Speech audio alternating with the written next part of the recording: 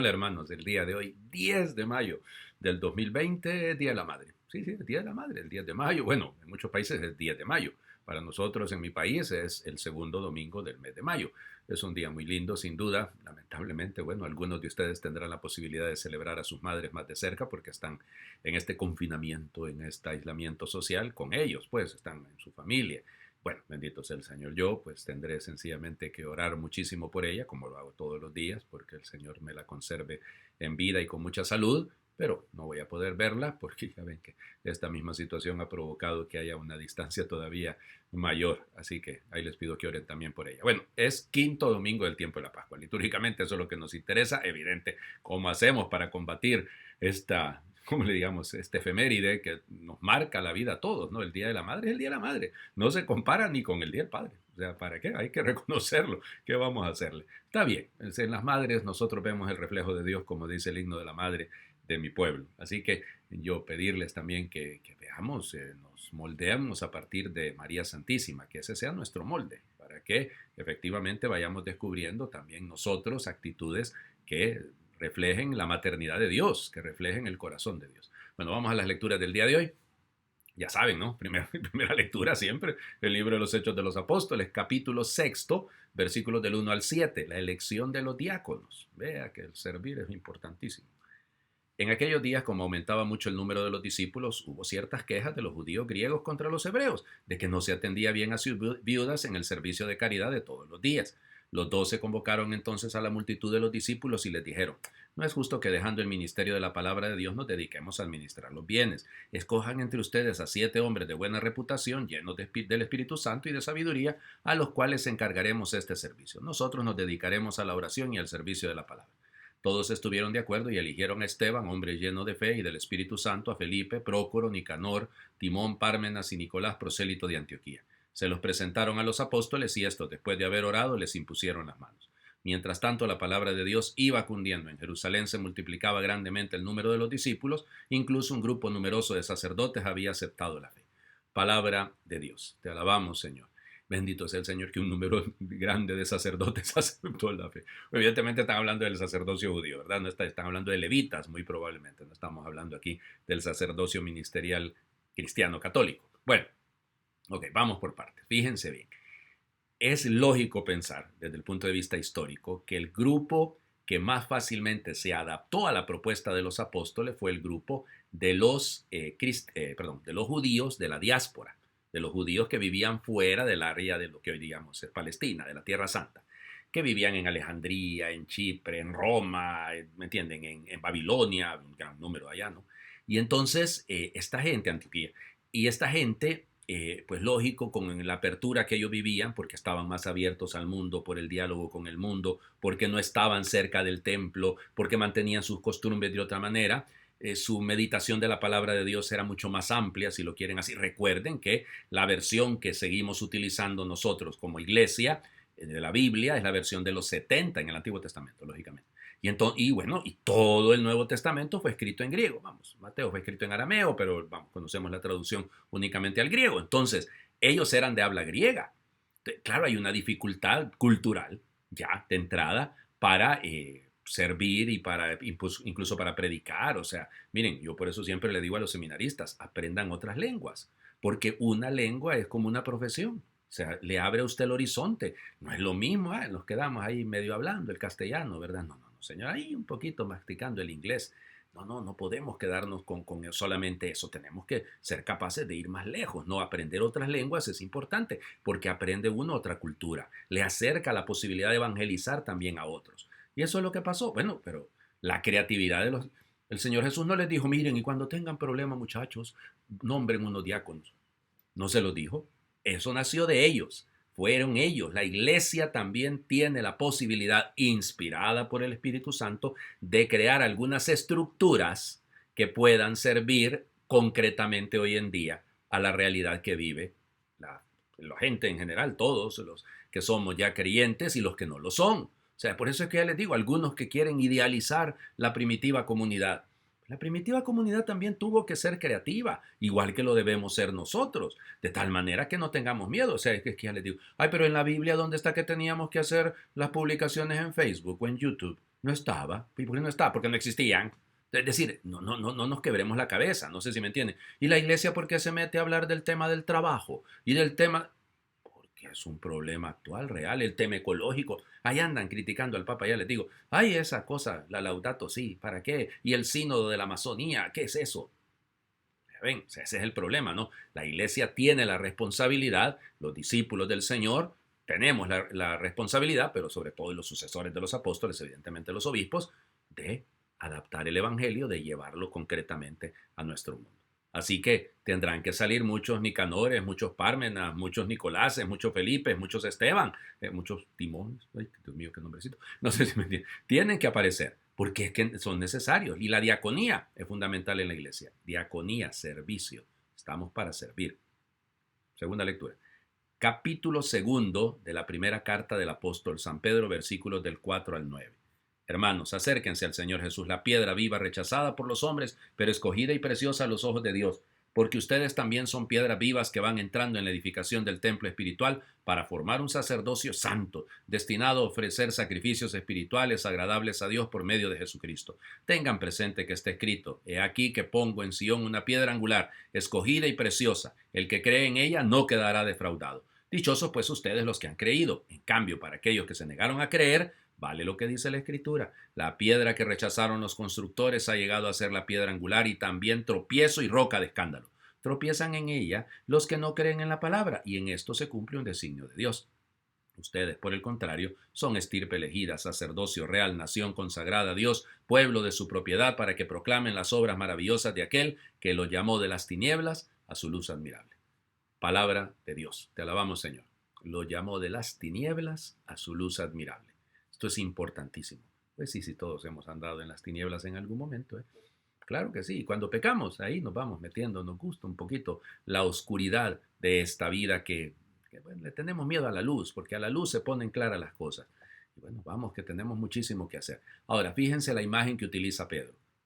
Pedro está hablando como arquitecto, como maestro de obras, no sé si al menos como albañil, cuando él es pescador. ¿Qué sabe de construcciones, Pedro, hombre?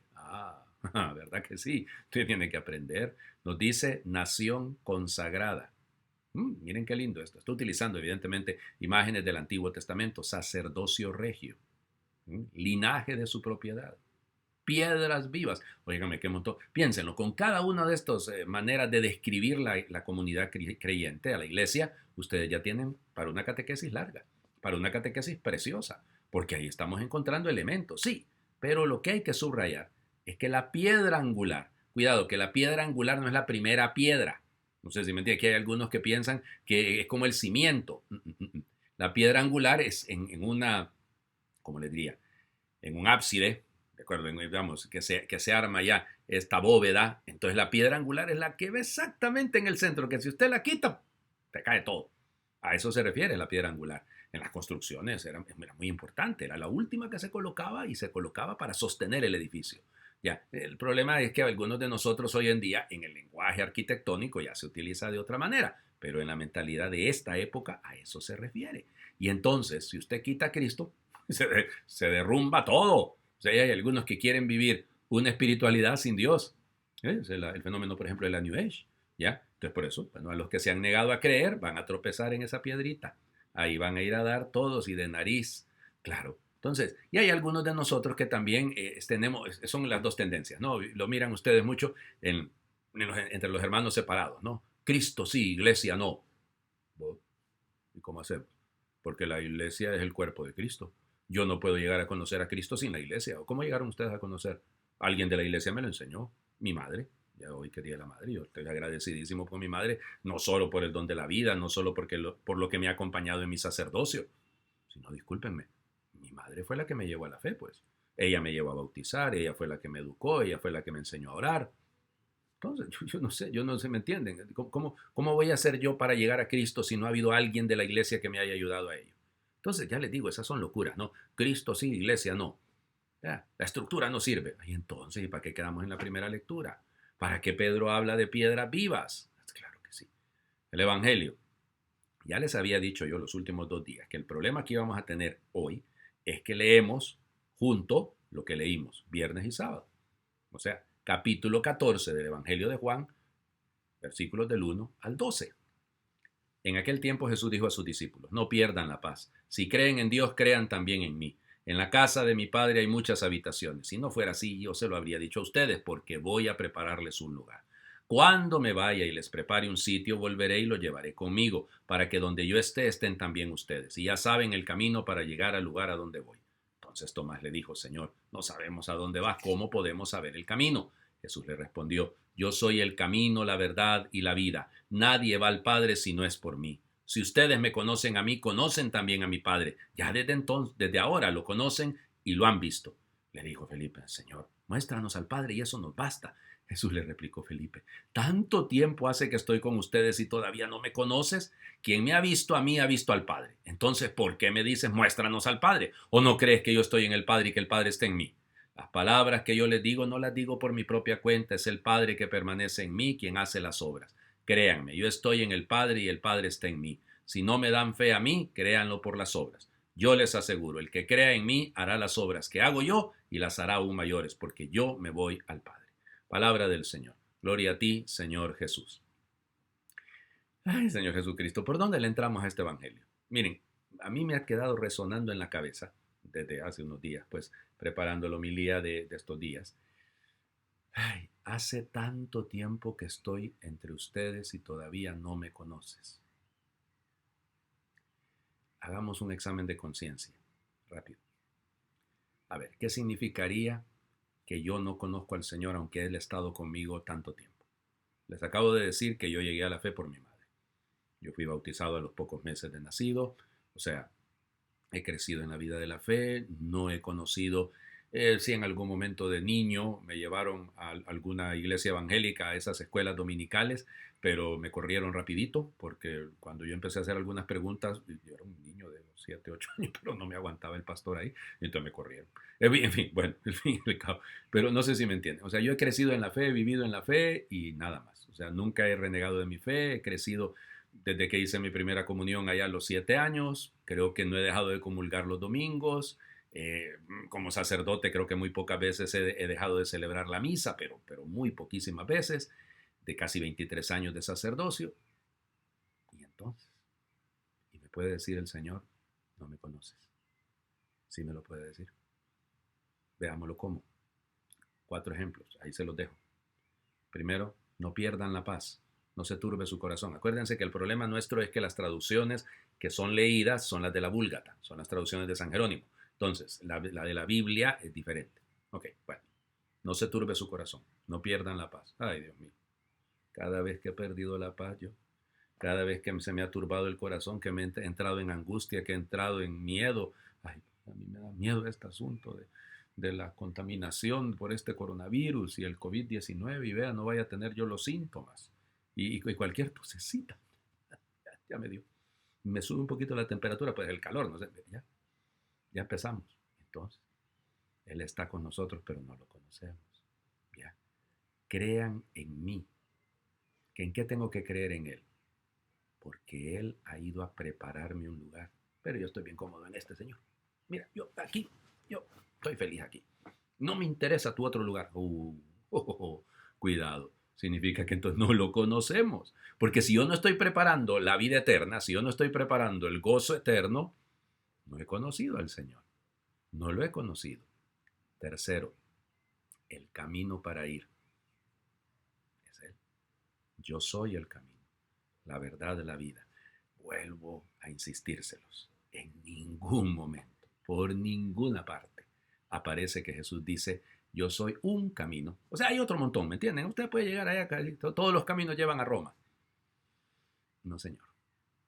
Yo soy una verdad. Porque, óigame, aquí en este mundo nuestro, ¿verdad? Cada uno tiene la suya. Y en este relativismo eterno en el que estamos viviendo, este relativismo que asfixia, entonces cada quien tiene su verdad. ¿Quieren saber cómo se prueba eso? Hablen con los políticos. Cada uno tiene su verdad sobre el mismo hecho. Cada uno interpreta lo que ocurre de la manera que le conviene a él o le conviene a la línea del partido. Las ideologías. Cada una tiene su verdad y son absolutas en su verdad. ¿Ya? Y el pensamiento único es lo más grave que puede haber. Y ustedes se encuentran con esa situación. ¿Y la vida? No sé, hay un montón de maneras de vivir. Hay algunos que la viven al suave, ¿verdad? Hay algunos que la viven solo con placeres. La vida es el poder, hay que alcanzar el poder. La vida es el tener.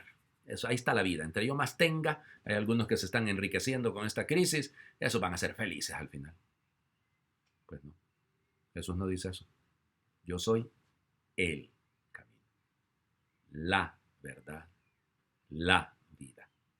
Lamentablemente, por cuestiones del castellano, nosotros tenemos que decir, yo soy el camino, la verdad y la vida. ¿Ok? Y tenemos que, pero en el griego no aparece ese kai, no aparece. Dice, yo soy el camino, la verdad, la vida. ¿Ya? No hay ni comas, digamos, para que me lo entiendan. Es decir, no es no es una y otra. No, no. Es eso el Señor Jesús. Y entonces, ¿he caminado yo los caminos del Señor Jesús? ¿He vivido en su verdad? ¿Vivo la vida? ¿Puedo decir como San Pablo, ya no vivo yo, es Él quien vive en mí? Perdón, que me estoy riendo en serio, ¿eh? O sea, Dios mío. Entonces no lo conocemos. Entonces somos, perdónenme, pero somos filípicos. Somos seguidores de Felipe nosotros. No somos seguidores del Señor Jesús. No somos cristianos, sino que somos, o no sé si podríamos decirle filipinos, porque me molesta eso, porque evidentemente podría pensarse en los hermanos de las Filipinas, ¿no? Que hay gente tan santa venida de ahí. Entonces, no sé si me explico. No, un poco filípicos. Estamos con Él, pero no estamos con Él. Y entonces por eso el final. ¿Ya? Por eso el gran final.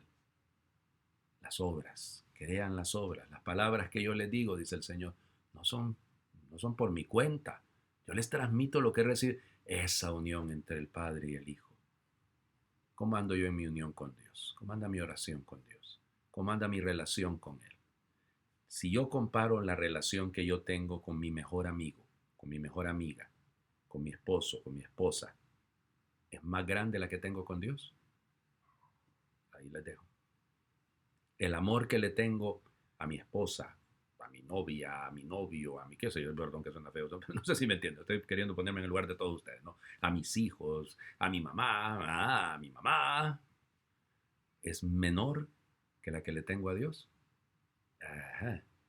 Entonces todavía no hemos llegado a esto. Óigame, sí me pasé un buen rato, discúlpenme, pero es que el texto lo permitía y hoy sí me van a correr, van a decir, Padre, hoy sí se pasó de la mano. Terminemos orando, Señor Jesús, ¿a quién se te puede comparar? Tú eres todo y a la vez te muestras pequeño y pobre. Tu amor es auténtico, eres un Dios para los hombres y siendo hombre permaneces siempre hecho hombre por nosotros. Tu vida es camino para caminar paso a paso y beberse a tragos el néctar de tu bondad. Tú, Señor Jesús, eres entrañable, de manos y pies, de corazón ardiente. Eres maravilloso el haberte conocido y saber que tú jamás nos dejas, aunque caiga la noche. Amén. El haberte conocido. Hace tanto tiempo que Él está con nosotros y de repente todavía no lo conocemos. Que crezca nuestro conocimiento de Él. Que Dios les bendiga. Feliz domingo y feliz Día de la Madre para todas las madres,